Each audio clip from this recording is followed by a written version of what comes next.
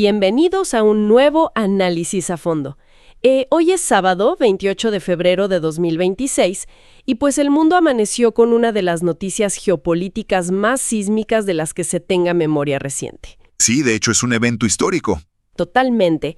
Estamos hablando del estallido oficial de un conflicto militar a gran escala en el Medio Oriente. O sea, Estados Unidos e Israel lanzaron una ofensiva militar masiva, súper coordinada contra Irán. Y como era de esperarse, la región entera está respondiendo en este preciso momento. Y la magnitud de esto es absoluta. Exacto. Para quienes siguen de cerca la geopolítica, este es el escenario exacto que se venía temiendo y debatiendo desde hace años. Es de esos momentos en los que sientes que la historia está girando frente a tus ojos. Y es un escenario que está evolucionando literalmente minuto a minuto. Hay una cantidad abrumadora de información fluyendo desde todas partes del mundo. Sí, comunicados oficiales, videos borrosos en redes. Declaraciones cruzadas, exacto. Es lo que llamamos la niebla de la guerra en su máxima expresión. O sea, un caos informativo total. Por eso, la misión de nuestra exploración de hoy es tomar toda esa avalancha de datos, filtrarla y extraer lo verdaderamente importante. Ajá. Para lograrlo, pusimos sobre la mesa dos fuentes con perspectivas diametralmente opuestas. Por un lado, tenemos las transcripciones de la cobertura especial de Redacted, que es un canal con una postura marcadamente contra la guerra y sumamente crítico de las acciones militares de Estados Unidos e Israel. Claro. Y por el otro lado, estamos cruzando eso por los informes detallados de The War Zone, una publicación enfocada estrictamente en el aspecto táctico, con datos militares crudos, inteligencia satelital y una visión mucho más apegada al establecimiento de defensa. La idea es ver el panorama completo sin perdernos en el ruido. Pero, a ver, antes de arrancar con los datos, hay que establecer una regla fundamental para este espacio. Estas fuentes que estamos analizando contienen opiniones políticamente muy cargadas. Sí, de ambos lados. Exactamente. Hay visiones tanto de izquierda como de derecha, argumentos a favor y en contra de este conflicto. Debe quedar absolutamente claro para quien escucha que en este análisis no se toma ningún partido. Definitivamente. No estamos respaldando los puntos de vista del material fuente. Nuestra labor es única y exclusivamente reportar, contrastar y analizar la información y las ideas contenidas en los textos originales con total neutralidad. El objetivo es entender qué está pasando, las estrategias en juego y no juzgar quién tiene la razón. Bueno, vamos a desempacar todo esto. Empecemos por la escala del ataque inicial, porque los números que arrojan los reportes son asombrosos. O sea, para ponerlo en perspectiva, Estados Unidos bautizó su parte de la ofensiva como Operación Furia Épica, u Operation Epic Fury, y por su parte Israel la llama Rugido del León. Nombres bastante imponentes. Sí, y para darnos una idea del tamaño del operativo, fíjate en esto. Un oficial estadounidense le confirmó a The War Zone que hubo casi 900 ataques por parte de las fuerzas norteamericanas en apenas las primeras 12 horas. 900. Es una locura. Y del lado israelí, su fuerza aérea desplegó 200 aviones de combate para golpear 500 objetivos de manera casi simultánea. Es una coreografía militar sin precedentes. O sea, coordinar los cientos aviones de combate sobre espacio aéreo hostil sincronizados con 900 ataques paralelos requiere una logística que muy pocos ejércitos en el mundo pueden siquiera soñar. Claro. Y lo que resalta en el cómo se ejecutó este ataque son las novedades tácticas. Según los reportes de The War Zone, Estados Unidos utilizó por primera vez en un escenario de combate real sus drones de ataque unidireccional. Básicamente drones kamikaze, ¿no? Exactamente. Son drones diseñados para estrellarse y detonar en el objetivo. Estos se sumaron al arsenal más tradicional como los misiles Tomahawk lanzados desde buques en el mar y a los cazas furtivos de quinta generación F-35, junto con los Super Hornets. Ajá. Los objetivos declarados por la coalición estadounidense-israelí fueron tres pilares fundamentales para desarticular a Irán: la infraestructura nuclear, sus capacidades de lanzamiento de misiles balísticos y, de manera muy crucial, el liderazgo del régimen. A ver, espérame, me quiero detener en ese último punto porque ahí hay una de las afirmaciones más explosivas en los reportes de The War Zone. Oficiales estadounidenses e israelíes aseguran tener indicios muy fuertes de que el líder supremo de Irán, el ayatolá Ali Khamenei, junto con entre 5 y 10 altos mandos más de la cúpula, fueron asesinados. Sí, es un reclamo masivo. Los datos indican que imágenes satelitales confirmaron la destrucción casi total de su complejo de máxima seguridad en Teherán. Aunque claro, si revisamos la otra cara de la moneda, los medios estatales iraníes y su Ministerio de Relaciones Exteriores salieron casi de inmediato a negarlo rotundamente, afirmando que el líder está a salvo. Lo fascinante de esto es cómo estas dos fuentes nos presentan realidades que parecen sacadas de planetas distintos.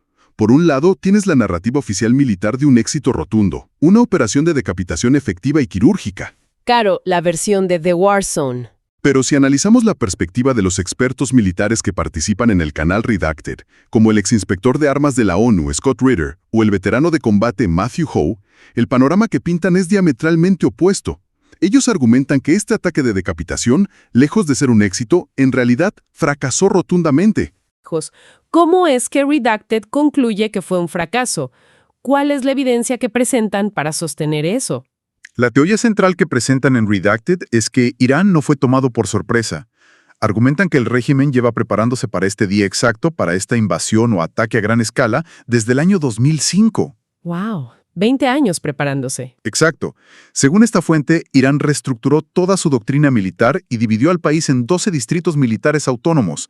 Piensa en esto como una estrella de mar. A ver, ¿cómo? Si le cortas una extremidad a una estrella de mar, no muere, esa extremidad puede operar independientemente o incluso regenerarse. ¡Órale! Cada uno de estos 12 distritos está diseñado para operar por su cuenta, incluso si las comunicaciones con Teherán se cortan por completo, y están respaldados por enormes ciudades subterráneas, excavadas profundamente en las montañas, totalmente fuera del alcance de las bombas convencionales. O sea que, bajo esa lógica, la idea de descabezar al gobierno golpeando la capital pierde sentido si cada distrito militar ya tiene luz verde para actuar por su cuenta. Ese es exactamente el argumento. La conclusión de estos analistas es que Estados Unidos e Israel acaban de gastar cientos de municiones de altísima precisión, que cuestan millones de dólares cada una, en destruir edificios de superficie que probablemente estaban vacíos. Está cañón. Argumentan que las primeras 12 horas de la ofensiva se agotaron recursos críticos, municiones especializadas que la base industrial militar occidental no puede reemplazar fácilmente ni a corto plazo. Está cañón cómo cambia la perspectiva. Y aquí entra otro contraste brutal en las narrativas que revisamos y es un tema bastante denso. Sí, muy denso. Mientras los reportes tácticos de The War Zone hablan maravillas de los ataques de precisión milimétrica contra radares y lanzadores de misiles, la cobertura de Redacted pone un foco durísimo en el costo humano de esta operación y reportan una discrepancia sumamente oscura. Es un punto crítico en el análisis de las fuentes. Redacted reportó el impacto directo de municiones en una escuela primaria para niñas en la ciudad de Minab, al sur de Irán. No estamos hablando de daños colaterales menores. Las cifras que manejan sus analistas estiman entre 63 y 85 niñas muertas. Es terrible. Las descripciones en el reporte son desgarradoras. Mencionan mochilas ensangrentadas entre los escombros de lo que se suponía era un ataque de precisión. Por su parte, para ser equitativos con la información, The War Zone incluye un comunicado oficial del Comando Central de Estados Unidos, el CENTCOM, afirmando que están investigando los informes de daños a civiles en esa escuela en particular. Es una tragedia inmensa que ilustra el caos de las primeras horas de un conflicto de esta escala. Y lo que hace que la situación sea aún más tensa es el contexto político en el que caen estas bombas. Ambas fuentes documentan que justo antes del ataque de la coalición, había reportes serios de negociaciones de paz en curso. Sí, leí eso. Se menciona que había pláticas mediadas en Ginebra y en Omán, donde supuestamente se estaban logrando avances diplomáticos significativos para desescalar la tensión. Y es ahí donde chocan de nuevo las visiones sobre el futuro inmediato. En los documentos de The War Zone se cita una declaración del presidente Donald Trump a Axios asegurando que los iraníes no estaban negociando en serio y afirmando con muchísima confianza que puede terminar este conflicto en 2 o 3 días. 2 o 3 días. Sí. Pero si te vas a los reportes de Redacted, los analistas advierten que esa declaración muestra una desconexión total con la realidad logística sobre el terreno. El argumento logístico es fascinante. Redacted señala que el ejército estadounidense actual simplemente no tiene la misma capacidad de proyección de fuerza en el Medio Oriente que tenía durante la Guerra del Golfo en 1991 o la invasión de Irak en 2003. O sea, ¿están más limitados ahora? Mucho más. Tienen una fracción de los aviones de combate y los inventarios de municiones en la región son mucho menores. Para sostener una campaña de bombardeo prolongada contra un país del tamaño y la geografía de Irán, se requiere una cadena de suministro que, según estos analistas, hoy por hoy no existe. Aquí es donde la cosa se pone realmente interesante, porque la expectativa de una victoria rápida en 2 o 3 días se topó de frente con la realidad logística y militar de la región. El contraataque iraní no se hizo esperar, y ojo aquí, no se limitó únicamente a disparar contra Israel. No, para nada. Según los datos compilados por las fuentes, Irán lanzó aproximadamente 300 misiles balísticos y drones casi de inmediato. Sí hubo impactos confirmados en el área de Tel Aviv, pero la verdadera sorpresa estratégica que resaltan los analistas fue la lluvia de proyectiles que cayó sobre las bases estadounidenses alojadas en países árabes aliados del Golfo Pérsico. Esto es fundamental para entender la magnitud del evento.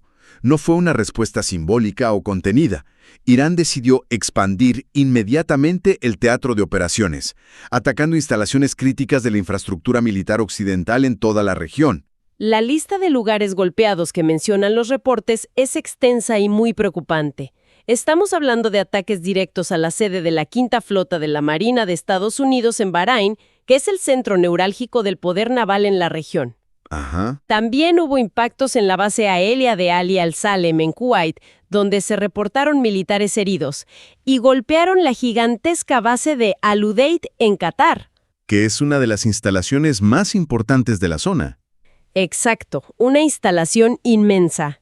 Y el tema aquí es que no solo fueron bases militares aisladas en el desierto.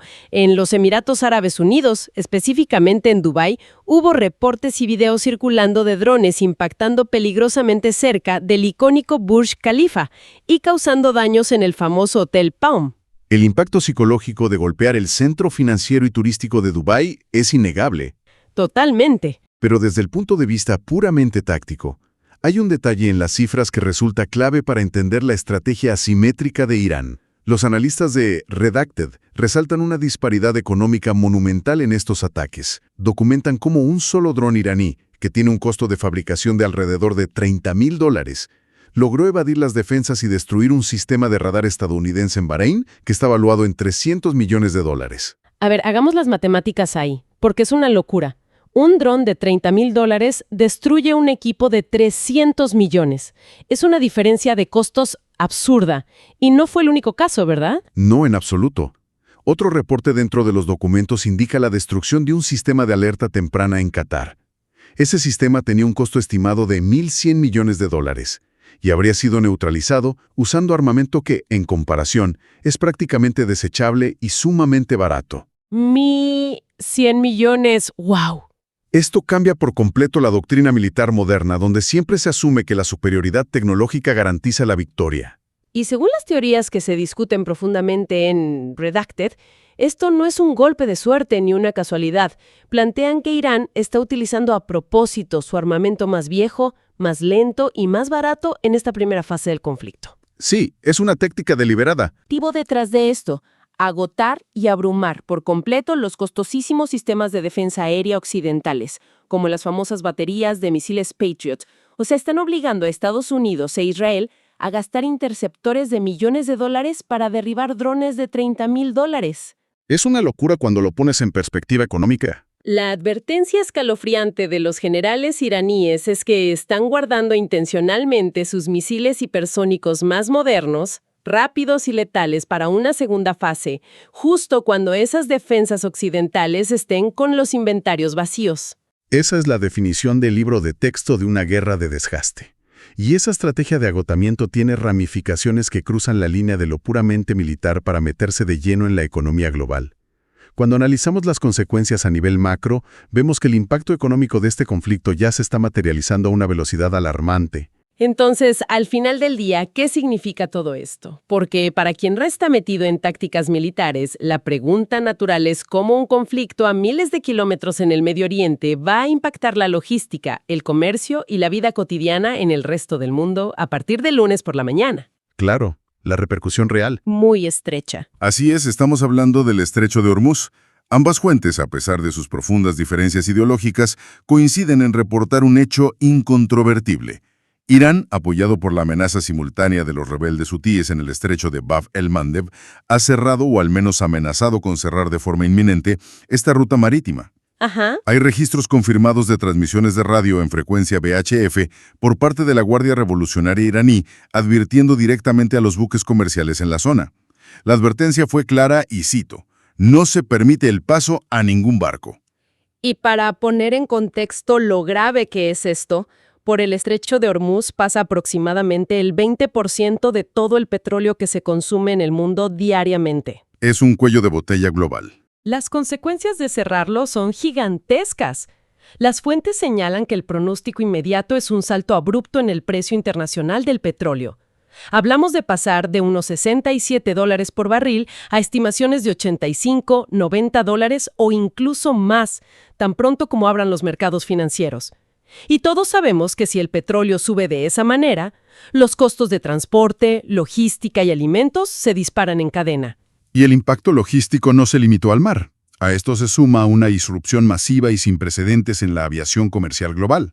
Los reportes indican que los radares de vuelo mostraban cierres totales y repentinos del espacio aéreo sobre Irán, Irak, Kuwait, Bahrein y Qatar. Fíjate que leía las descripciones de cómo se veían las aplicaciones de rastreo de vuelos y decían que era una imagen surrealista. Básicamente había un agujero negro gigante sobre el Medio Oriente. Literalmente, miles de vuelos comerciales que conectan Europa con Asia tuvieron que ser desviados en el aire o cancelados en cuestión de horas. El caos en los aeropuertos a nivel internacional debe ser inimaginable en este momento. A nivel diplomático, el tablero geopolítico global reaccionó con la misma intensidad y urgencia. Potencias como China y Rusia solicitaron de inmediato reuniones de emergencia en el Consejo de Seguridad de las Naciones Unidas, buscando presionar por un alto al fuego rápido ante la inestabilidad de los mercados. ¿Y en Europa qué pasó? Pues dentro de Europa, las posturas se fracturaron casi de inmediato. El Reino Unido confirmó oficialmente que sus aviones de combate ya estaban en el aire, participando activamente en operaciones defensivas junto a sus aliados estadounidenses e israelíes. Pero en un contraste muy marcado, Francia decidió pintar su raya desde el primer momento. Sí, leí lo de Macron. Exacto. El presidente Macron afirmó públicamente que el gobierno francés no fue informado con anticipación sobre la operación Furia Épica y que no están involucrados militarmente de ninguna forma. Es un nivel de tensión internacional y de división diplomática que no se sentía en mucho tiempo. Si hacemos una recapitulación de lo que las fuentes nos han mostrado sobre estas primeras 24 horas de conflicto, el contraste en las narrativas es simplemente brutal. Brutal, sí. Por un lado, tenemos a los líderes políticos y militares occidentales prometiendo que esto será una operación quirúrgica que se resolverá rápidamente, quizás en cuestión de días, afirmando haber descabezado al régimen iraní. Pero por el otro lado, tenemos a los altos mandos iraníes declarando que llevan más de 2 décadas equipándose y construyendo ciudades subterráneas, exactamente para este momento. Y con la capacidad de sostenerlo. Exactamente, advirtiendo que están completamente preparados para sostener una guerra de desgaste durante años y lanzando el mensaje al mundo de que aún no han visto nada. Y es precisamente por estas discrepancias tan profundas que resulta invaluable el ejercicio de contrastar múltiples fuentes. En medio de la niebla de la guerra, quedarse con una sola narrativa o consumir solo los reportes oficiales puede llevar a una miopía informativa sumamente peligrosa. Es necesario ver tanto los datos tácticos de los aviones, los tonelajes de municiones y los mapas de The Warzone, como el análisis crítico sobre la viabilidad a largo plazo, el costo humano y la estrategia de desgaste que plantea Redacted. Definitivamente.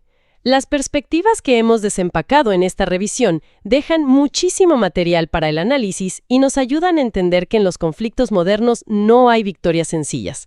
Pero antes de cerrar esta inmersión en los documentos, siempre hay ramificaciones, esos temas que quedan flotando bajo la superficie de los reportes y que a veces son los más importantes. Si conectamos esto con el panorama general, hay una advertencia muy particular que hacen los analistas militares en el material fuente y que invita a una reflexión profunda. A lo largo de los reportes se menciona repetidamente la inmensa vulnerabilidad de la infraestructura civil.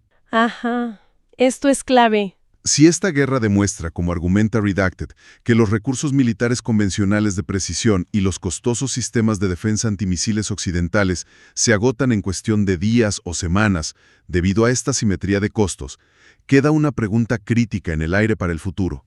¿Cuál sería? ¿Qué tan preparados están realmente los países modernos para un escenario donde la guerra asimétrica abandone el campo de batalla físico en el Medio Oriente y se traslade a atacar de manera indirecta la infraestructura energética y digital global? ¡Wow! Pensemos en las redes eléctricas de las grandes ciudades, los cables submarinos de Internet o los sistemas financieros electrónicos de los que depende absolutamente nuestra cotidianidad. Es un flanco que, según los expertos en estos reportes, podría ser el siguiente objetivo lógico en un conflicto prolongado donde las balas convencionales se acaben. Es un pensamiento súper provocativo y la verdad te deja bastante inquieta. Nos obliga a mirar mucho más allá de las explosiones de los misiles en las noticias y tratar de entender la profunda fragilidad de nuestros sistemas globales interconectados. Nos quedamos con la gran tarea de seguir cuestionando activamente la información que consumimos todos los días, mantener la mente abierta ante narrativas encontradas y buscar siempre construir el panorama completo ante eventos históricos tan complejos y abrumadores como el que acaba de estallar hoy. Muchísimas gracias por acompañarnos en este análisis detallado a través de las fuentes y nos escuchamos en la próxima exploración.